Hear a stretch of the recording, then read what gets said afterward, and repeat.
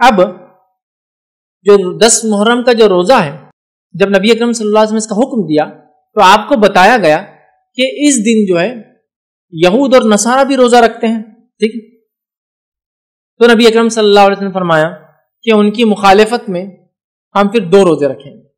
جب آپ کو بتایا گیا کہ یہ روزہ یہود اور نصارہ بھی رکھتے ہیں تو نبی اکرم صلی اللہ علیہ وسلم نے فرمایا ان کی مخالفت میں ہم 2 روزے رکھیں۔ آئیے ابن عباس رضی اللہ عنہ کی ایک روایت ہے، آپ فرماتے اور کہتے ہیں، اس روایت کے الفاظ دیکھیں، جب رسول اللہ صلی اللہ علیہ وسلم نے یوم عاشورہ کا روزہ رکھا اور دوسروں کو بھی اس کا حکم دیا تو صحابہ کرام نے عرض کیا، اے اللہ کے رسول صلی اللہ علیہ وسلم، جو ہے یہود اور عیسائی، مطلب یہود اور نصارہ بھی، عیسائی بھی تو اس دن کی تعظیم کرتے ہیں۔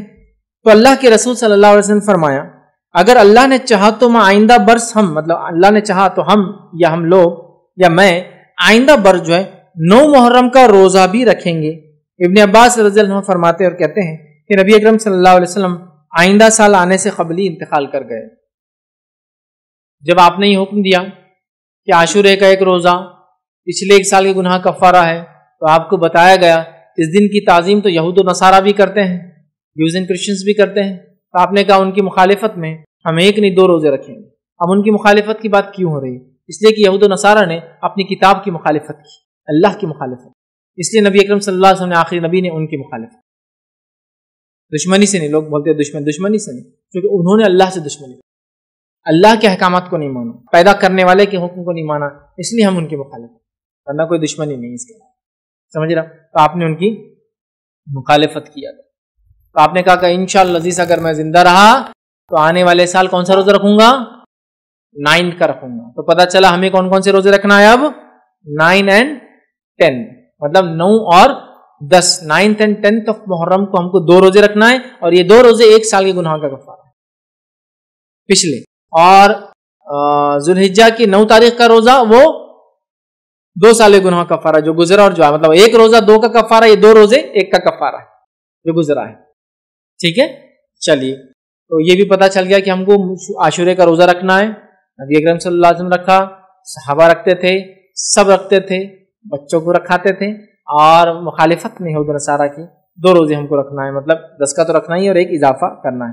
آئیے دوسری روایت کے اندر صحیح مسلم کے اندر الفاظ ہے، اگر میں اگلے سال زندہ رہا تو 9 محرم کا بھی روزہ رکھوں گا۔ ایک میں اوپر والی میں کہا تھا کہ ہم رکھیں گے، اس میں کہا کہ میں رکھوں گا، اس سے پتہ چلا آپ کو اور ہم کو 9 اور 10 کا رکھنا ہے، یاد رکھ۔ اسی طرح جو ہے عبداللہ ابن عباس رضی اللہ عنہ فرماتے ہیں، یہ مسند احمد کی روایت ہے، اس روایت میں اختلاف ہے، کچھ نے اس کو ضعیف قرار دیا ہے، لیکن محمد شاکر نے جو کہ ایک محدث تھے انہوں نے اس کو حسن قرار دیا، تو میں کہوں گا اس پہ علماء کا اختلاف ہے اس حدیث کی سند میں۔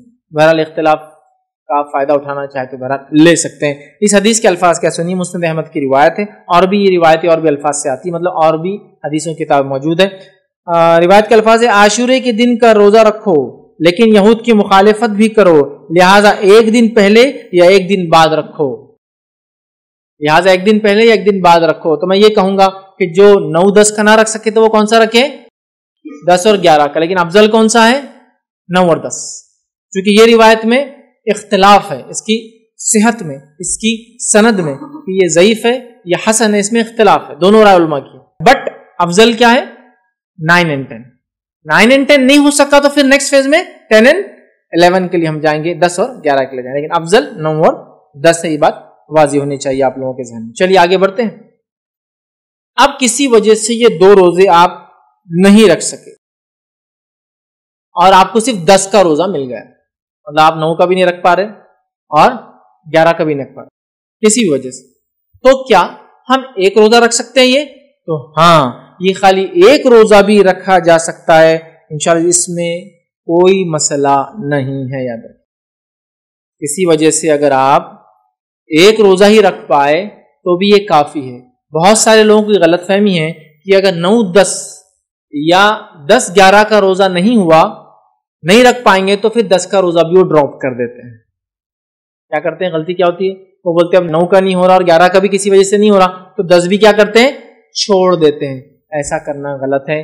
اگر کسی وجہ سے آپ 9 کا بھی نہیں رکھ پائے، اگر کسی وجہ سے آپ نے سوچے 10-11 رکھوں گا اور 11 کا نہیں رکھ پائے، تو آپ کا 10 کا روزہ بالکل درست ہے. تو گویا خالی ایک روزہ بھی، جیسا کہ میری صحت ساتھ نہیں دیں گی، 2 روزے تو میں رکھ سکتا ہوں، ایک ہی رکھ پاؤں گا، تو آپ ایک بھی رکھ سکتے ہیں. نیت رکھے کہ اللہ میری صحت ہوتی تو میں دوسرا بھی ضرور رکھوں.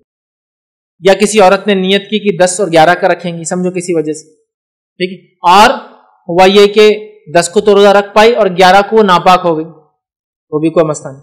یا کوئی عورت 9 کو ناپاک تھی، سمجھ رہے آپ، اور اس نے نیت کی تھی کہ 9-10 رکھوں گی، تو بہرحال وہ پھر 10-11 رکھ لیں، اس کے پاس موقع ہے. تو بہرحال کسی وجہ سے آپ 9 کا یا 11 کا روزہ سفر کی وجہ سے، بیماری کی وجہ سے، عورت کی حیض کی وجہ سے، کسی اور پرابلم کی سے نہیں بھی رکھ پائے، صحت کی وجہ سے، تو آپ کو ایک روزہ بھی انشاءاللہ عزیز کفایت کر جائیں گا، اس میں کوئی حرج نہیں. ایک اور غلط فہمی کہ ایک روزہ نہیں رکھنا بولے ایک روزہ بھٹکتا،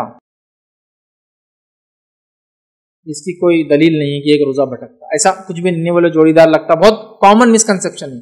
ایک روزہ کبھی نہیں رکھنا، 2 رکھنا بولے، تو لہٰذا 9-10 جیسا ہے. اسی طرح ذوالحجہ میں بھی بولے ایک نہیں رکھنا 9 کا، ایک دن پہلے، چونکہ ذوالحجہ کی 10 تاریخ کو تو عید ہے، مطلب بقرعید ہے، تو بولے 8-9 کا رکھنا، ایسا نہیں یاد رکھنا، ایک روزہ بس. ہاں، جو روزہ ایک نہیں رکھنے کا حکم دیا گیا وہ کون سے روزہ ہیں؟ جمعے کا اکیلا روزہ رکھنا منع کیا گیا اور ہفتے کا اکیلا روزہ رکھنا منع کیا گیا. تو اگر آپ کو جمعہ رکھنا ہے تو آپ کو جمعرات ایڈ کرنا پڑے گا اس، یا پھر جمعہ رکھنا ہے تو آپ کو ہفتہ ایڈ کرنا پڑے گا اس، یا آپ کو ہفتہ رکھنا ہے تو اتوار ایڈ کرنا پڑے گا اس. خالی جمعے کا اور خالی ہفتے کا روزہ رکھنے سے نبی اکرم صلی اللہ علیہ وسلم منع کیا، بلکہ ہفتے کے تعلق سے آپ نے کہا کہ اگر تمہیں پتے ملے بھی تو کھا لو، لیکن ہفتے کا روزہ خالی مت رکھو. یا تو رکھنا ہے تو پھر کیا کرنا ہوگا آپ کو؟